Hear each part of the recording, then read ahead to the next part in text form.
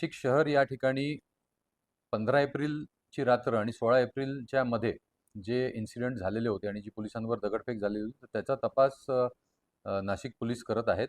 आणि त्याच्यामध्ये आम्हाला काही रेकॉर्डवरील आरोपी, म्हणजे ज्यांच्यावर डेकॉइटीचे गुन्हे आहेत, ज्यांना MCOC पूर्वी लागलेला आहे, तर अशा प्रकारच्या आरोपींचा सहभाग असल्याचे पोलीस तपासात निष्पन्न झालेले आहेत आणि त्यातले काही आम्ही अटक केलेले आहेत.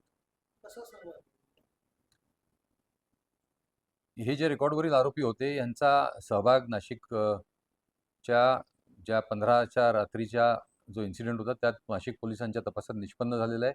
याच्यामध्ये हे जे क्रिमिनल्स होते यांनी काही दिवसापूर्वी नाशिक शहरामध्येच एक क्राईम केलेला होता आणि तो डिटेक्ट नाशिक पोलिसांनी केलेला होता वेळेस. आणि त्यातली जी खंडणी मागितलेली होती, तर त्या खंडणीचे पैशाचा वापर काही law and order situation create करण्यासाठी करण्याबाबत यांची चर्चा झाल्या असल्याबाबत आपल्याला तपासात निष्पन्न होत आहे.